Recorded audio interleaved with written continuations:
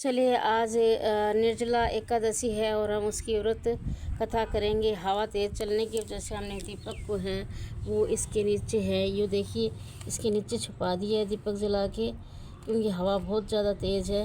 ये हमने धूप जलाई है, ये अगरबत्ती देखिए अगरबत्ती जलाई है, और ये है जल के अंदर पुष्प रखे हैं, और यहाँ है विष्णु भगवान के वृक्ष केले के पौधे के पर पुष्प करके पूजा करी है। तो आइए हम व्रत कथा है वो आरंभ करते हैं। हम एकादशी की व्रत कथा सुनेंगे, तो चलिए आज सुनते हैं व्रत कथा एकादशी की। और उसके बाद में है ये विष्णु भगवान की है, ये जो तस्वीर है इसकी पूजा करेंगे, और ये इसकी आरती लिखी है ये पढ़ेंगे और एकादशी का व्रत करेंगे। आज देखिए अब कथा करते हैं।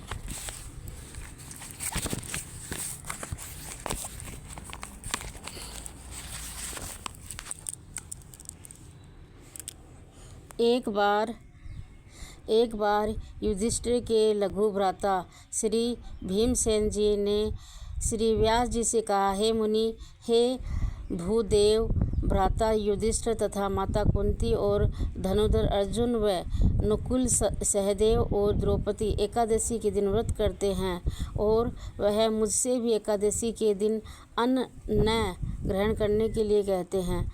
मैं कहता हूँ कि हे भाइयों, मैं दान भी कर सकता हूँ और अत्यंत भक्तिपूर्वक भगवान का श्रद्धा से पूजन भी कर सकता हूँ, किंतु भूखे रहने की बात मेरे बस की नहीं है। तब व्यास जी ने कहा, हे पांडुपुत्र, यदि तुम स्वर्ग को अच्छा और नरक को बुरा समझते हो, तो प्रत्येक माह में आने वाली दोनों एकादशियों के दिन अवश्य उपवास किया करो। भीमसेन ने कहा, हे पितामह, आप कहते हैं कि हर मास की दोनों एकादशियों को अन्न न खाया करूं, किंतु मैं कहता हूं कि पूरे दिन उपवास करना तो दूर है, मुझसे तो एक समय भी भूखा नहीं रहा जा सकता, क्योंकि मेरे पेट में वृक नामक अग्नि रहती है। बहुत सारा अन्न खाऊं तब शांति मिलती है। फिर भी यदि मैं प्रयत्न करूं तो वर्ष में एक दिन अवश्य उपवास कर सकता हूं। अतः आप मुझे किसी ऐसे व्रत को बताइए जिसके करने से स्वर्ग मिल सके।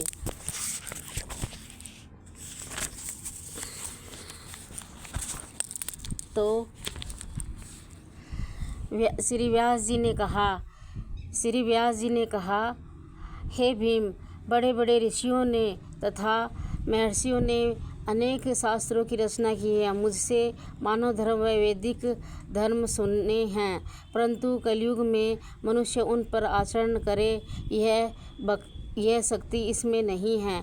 फिर भी मैं तुमको सरल उपाय, थोड़े धन, कर्म और परिश्रम से महाफल प्राप्त होने की विधि कहता हूँ, जिससे अवश्य ही मुक्ति को प्राप्त कर सकते हो, क्योंकि ऐसा पुराणों का कथन है कि प्रत्येक माह की दोनों एकादशियों का व्रत करने से अवश्य ही स्वर्ग की प्राप्ति होती है। फिर भी हे भीम, वृष और मिथुन संक्रांति के सूर्य में ज्येष्ठ मास की शुक्ल एकादशी होती है, जिसे निर्जला एकादशी कहते हैं।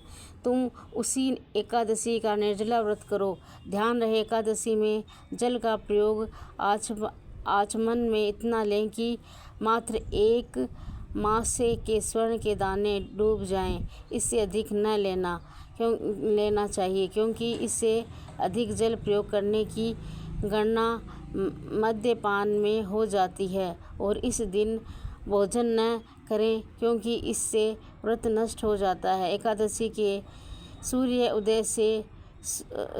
उदय से दूसरे दिन के सूर्योदय होने तक व्रत धारण करता जलपान न करें, तो उससे 12 महीनों की एकादशी के फल की प्राप्ति होती है। द्वादशी के दिन सूर्योदय से पहले उठकर स्नान कर ब्राह्मणों को दान देना चाहिए। तत्पश्चात भूखे विप्रों को भोजन करवाना चाहिए। इसके पश्चात स्वयं भी भोजन करें।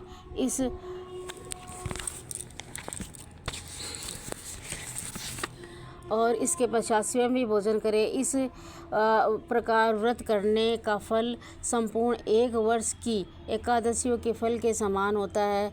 हे भीमसेन, स्वयं भगवान ने मुझसे कहा था कि इस एकादशी का पुण्य समस्त तीर्थों और दोनों के पुण्य के समान होता है। एक दिन निर्जल रहने से मनुष्य के समस्त पाप नष्ट हो जाते हैं, और जो मनुष्य एकादशी के दिन निर्जल रहते हैं उन्हें मृत्यु के समय यम के भयानक दूत दिखाई नहीं देते। उस समय भगवान विष्णु के पार्षद उसे लेने आते हैं और पुष्पक विमान में बिठाकर स्वर्ग को ले जाते हैं। इसलिए संसार में सबसे श्रेष्ठ व्रत निर्जला एकादशी का व्रत है। हे भीमसेन, इसलिए मनुष्य को निर्जला एकादशी का व्रत करना चाहिए और उस दिन ओम नमो भगवते वासुदेवाय मंत्र का ओम नमो भगवते वासुदेवाय मंत्र का ओम नमो भगवते वासुदेवाय मंत्र का उच्चारण करना चाहिए। गौ का दान करना भी श्रेष्ठ होता है। श्री व्यास जी की शिक्षा मानकर महाबली भीमसेन ने निर्जला एकादशी का व्रत किया, तभी से इसका नाम भीमसेनी एकादशी के नाम से विख्यात हुआ। निर्जला व्रत करने से पहले भगवान की पूजा करनी चाहिए और हाथ जोड़कर विनय करें कि हे भगवान, मैं आज निर्जल व्रत करता हूँ, आप मेरी मनोकामना पूर्ण करें। शक्ति अनुसार अन्न, जल, वस्त्र, धन आदि योग्य ब्राह्मण को दान करने से अक्षय फल की प्राप्ति होती है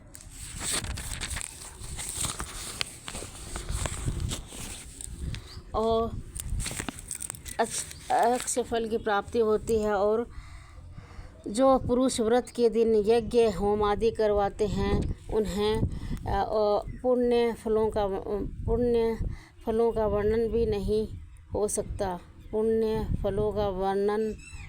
हो सकता। इस व्रत के करने से मनुष्य विष्णु लोक को प्राप्त कर लेता है। ब्रह्म हत्यारे, मद्यपान करता, चोरी करने वाले और गुरु द्वेषी तथा असत्यभाषी मनुष्य भी इस व्रत को करने में स्वर्ग को प्राप्त करते हैं, और जो मनुष्य इस दिन अन्न खाते हैं वे चंडाल के समान समझने चाहिए। जय हो विष्णुदेवाय नमो नमः। ये देखिए, हमने आज एकादशी की व्रत कथा करी है और दीपक को छुपा के रखा है। हवा अत्यधिक तेज़ चल रही है, देखिए दीपक को भी जलने में कठिनाई हो रही है। ये धूप जलाई है, अगरबत्ती है वो तो बार बार में हवा की वजह से जल नहीं पा रही है। और ये पानी है, पुष्प जल रखा है तांबे के लोटे में, और अब विष्णु भगवान की हम आरती गाएंगे। ओम जय श्री लक्ष्मी रमणा, जय श्री लक्ष्मी रमणा, सत्यनारायण स्वामी जगपातक हरणा। ओम जय श्री लक्ष्मी रमणा, रतन जड़ित सिंहासन अद्भुत छवि राजे, अद्भुत छवि राजे। नारद करत निरंजन, घंटा ध्वनि बाजे। ओम जय श्री लक्ष्मी रमणा।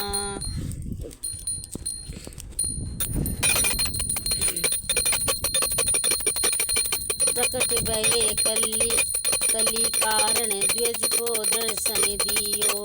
बूढ़े ब्राह्मण बन के कंचन महल कियो।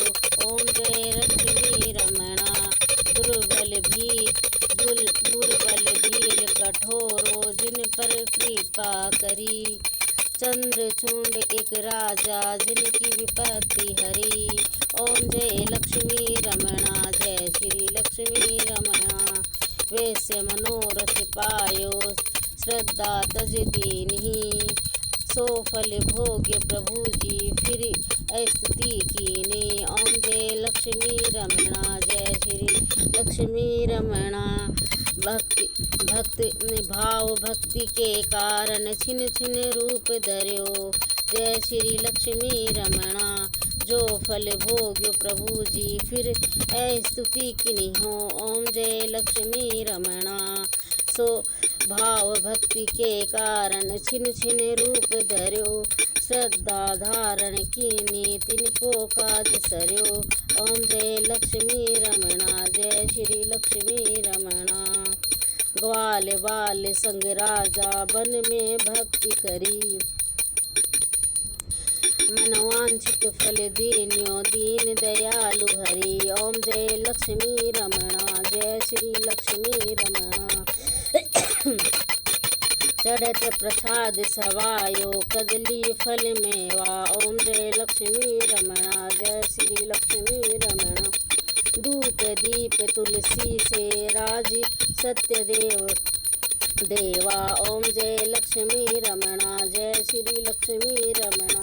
श्री सत्य नारायण जी की आरती जो कोई नर गावे, ओ स्वामी प्रेम सहित गावे। कहते शिवानंद स्वामी, भगत शिवानंद स्वामी, मनवांछित फल पावे। ओम जय लक्ष्मी रमणा। बोलो जय लक्ष्मी रमणा। जय हो विष्णु भगवान की जय हो।